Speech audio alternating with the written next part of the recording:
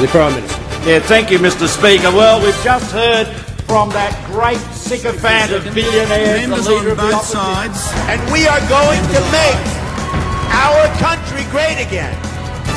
Okay, this is the time we look forward to each and every Thursday. Mark Latham joins me. Hello, Mark. How are you? I'm well, thanks, Brent. How are you going? Good, thank you, Mark. Did you stay up late last night watching the opening ceremony for the Commonwealth Games? Well, I've got to say, on TV at least, it did come along and look a bit tedious, don't you think? I mean, it's an old-fashioned thing as the 71 teams lumber into the stadium and walk around, and I'm not too sure it fits the modern TV age. So I did try and have a look, but I've got to say I found it a little bit boring and started to switch around to other channels. And I'm not too sure there's huge public enthusiasm for these Commonwealth Games. They might have lost a lot of people on in the lead-up when they put out that set of guidelines for the volunteers that they couldn't call people husband and wife or ladies and gentlemen. You know, that sort of PC stuff annoys a lot of Australians, and people today are also very critical of the opening ceremony, so they haven't got off to a great start. No, the opening ceremony today has caused a lot of,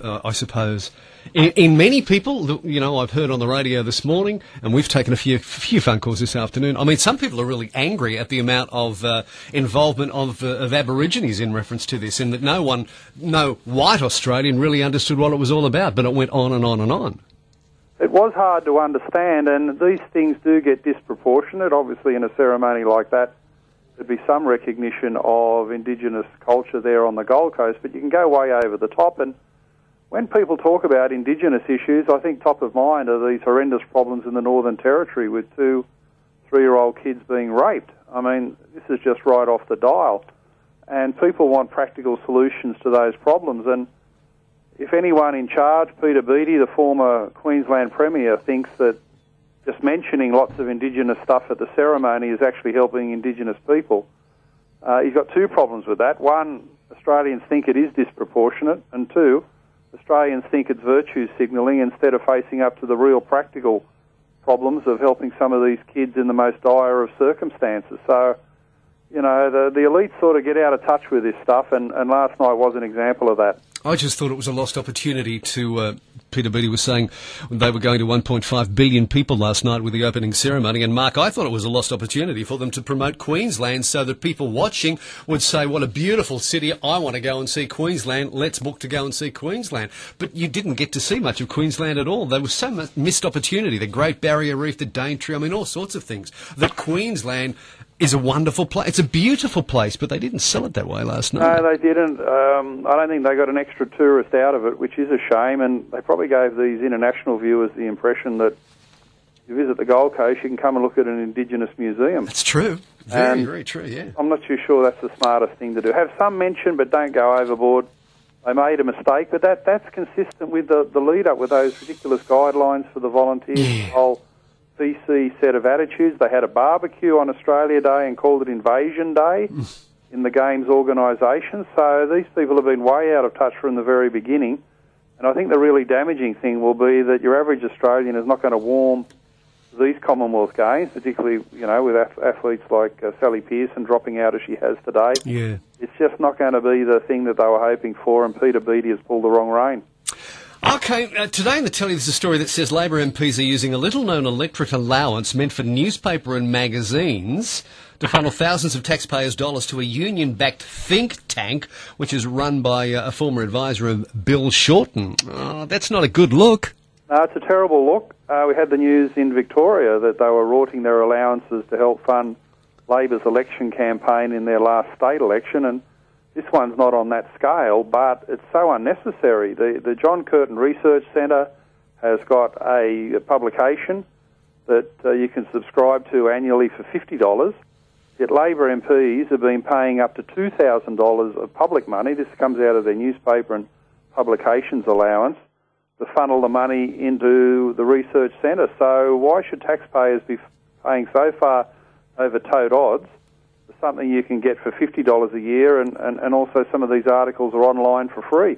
So it's a blatant abuse of public money. The John Curtin Research Centre, it's a shame that they're using the name of the great John Curtin for running a rort. It's also a major worry, I don't know if it's true, but some of these MPs are claiming that the expenses were ticked off by the Department of Finance. Well, they're not very good guardians of public money. If they're allowing this rort to proceed, the money should be paid back. There's another story around today, Mark, about taxpayers are forking out more than $1 million a year on Canberra accommodation costs, claimed by 63 politicians who already own homes in the nation's capital. Well, that's been a long-standing abuse of the system. You know, there's been some pretty prominent people who've used their allowance, claim their allowance, even though they own their own property. And I think the worst example, I won't name names, but there was an example of a former, he's now a former treasurer, but at the time he was renting back a property from his wife and using the allowance supposedly as rent. Well, you're living in your wife's place while you're in Canberra. Nobody thinks there's a genuine rental payment there, surely. So, you know, they've got to really tighten these things up. Turnbull set up a new authority, the Entitlements Authority, to look at these things after the Susan Ley scandal at the beginning of last year, but I don't think that authority is doing a very good job if these rorts are allowed to continue. Yeah, I agree with you. And that's the silly part about it. They're actually not breaking the law. They're allowed to do it. Well, the rules are so loose, and it's a long-standing habit. You know, when I got into the Parliament there in the mid-90s, I was surprised to learn that certain MPs were known as the shop stewards. They were expert on all the entitlements. They lobbied the different tribunals to squirrel away extra entitlements, and this was kind of their full-time job. They didn't represent their electorates. They represented their pocket. And over the years, a lot of these entitlements have accumulated and they get abused, as we've heard about the John Curtin Research Centre. The best thing to do is give members of Parliament a flat budget. Just say, look, here's what it should take to run your electorate office, your travel, your arrangements, your publications, your petrol, your phone, for being a member of Parliament in a seat like yours. And you account for how you spend that money on a monthly basis, but it's capped. Okay, the Member of Parliament is obliged then to make efficient use of the money instead of having all these open-ended entitlements that can be abused. Yeah, well said. Malcolm Turnbull faces 30 consecutive news poll losses next Monday. It's going to happen. Barnaby Joyce told us that last night. He faces a challenge also to his signature energy policy from a group of coalition backbenchers. They're calling themselves, what do they call it? Monash, the Monash Forum. And of course, it's come to light that the Monash family aren't very happy about them calling it after their relative either.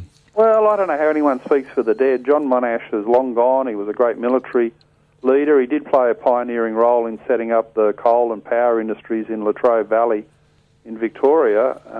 His descendants might be upset about his name being used, but it's used just about everywhere else. There's a Monash University, a Monash Freeway. Every second place you look at in Melbourne is named after Monash. So I think they've sort of got a bit precious there about a bunch of parliamentarians using the name. But, you know, that parliamentary group is important in another respect. They're trying to develop energy security. They're trying to say that Australia shouldn't just rely on renewables. There's got to be other forms of power to make sure we resource the economy into the future. So the group itself is much more important than the name.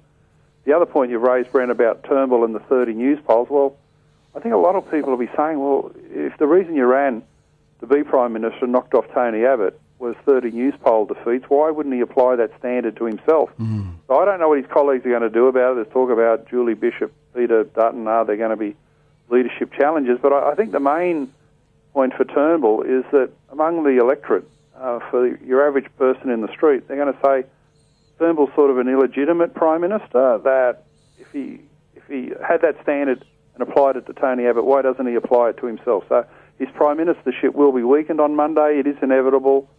And I think if Turnbull was a man of honour, he'd fess up to that and say, yeah, I set that standard, Tony Abbott, I've got to set it to myself, and the Liberal Party should try and find a new leader. It will be an interesting thing to watch next week as it takes place, and I imagine the spin doctors are already working for Malcolm Turnbull to write the speech. I don't think it'll work. Yeah, I know. The public's not stupid. Yeah. Everyone knows what 30 means. Yeah. 1 after 29. Yeah, exactly right. That's a massive problem for him. Tony Abbott will have a good couple of days.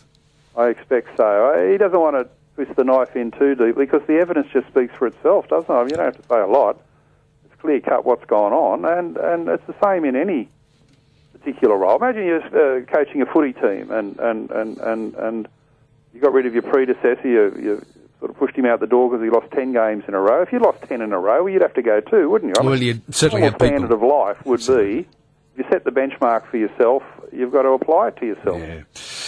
Mark Latham's Outsiders had a big win this week. Tell me about this Lamia High School in Campbelltown, the situation there. Well, Lamia High School's in southwest Sydney. It's right near public housing estates where you've got long-term unemployment, welfare dependency. The Year 12 Society and Culture course is looking at the question of social inclusion, what we used to call disadvantaged people or poverty. And instead of looking at the things right under their nose to go visit public housing estates and look at the problems of disadvantage, regardless of race, gender, sexuality, or religion, they've actually picked a subject that makes it very difficult for the students. They wanted the students to analyse Muslim exclusion in Australia in a way that's sympathetic to the Islamic community. Well, it's very hard for those students. They had to do a YouTube video, and how could they be honest about the situation unless they made some mention of radical Islamic terrorism, unless they made some mention of ethnic enclaves in places like Punchbowl, Lakemba in Western Sydney? So to be honest about the situation, like some Muslims have done really, really well, haven't been excluded at all. Look at Ahmed Farhor, the former head of Australia Post. He was earning $5.6 million a year. Some of them have done fantastically well, but to give a proper, truthful essay, the students were placed in a very, very difficult position. And some of the parents are upset. The stakes are high. It's Year 12. They're trying to get a good HSC. They don't want to drop their marks.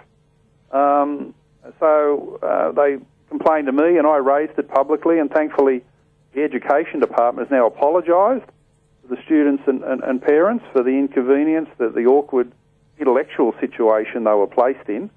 And there's going to be a revised question that will probably look at issues of Muslim social inclusion. You know, they can write up the story of a successful Islamic figure in Australia like an Usman Khawaja or Waleed Ali or Ahmed Farhor. So it's just a sign. I don't think a lot of these teachers think very clearly about these issues. Again, it's like what we mentioned with the Commonwealth Games and Indigenous. You can go overboard, and they've tried to put a question out there to be kind to the Islamic community, but it's much more important for the students to be truthful. Well, when I read your story on Facebook, I thought sometimes you just don't believe how silly people can be. Well, that's right. Especially, I represented this area in the federal parliament. I know those public housing estates like Aids and Claymore very well. I tried to do a whole bunch of things. Unfortunately, we're in opposition to try and help those areas, but the problems are still entrenched. And it just seems to me tragic. It's sort of avoiding the obvious that if you want to understand disadvantage in Australia, look at the things in your own backyard, go up there and talk to the residents in Aids, and they're not necessarily Muslim or non-Islamic, they're not white or black or male or female, they're all of the above, It's everyone has got problems in Aids, regardless of all these identity issues. So the school has gone down the trendy path of identity politics. They've got themselves into a terrible mess, and the Education Department's had to mop it up.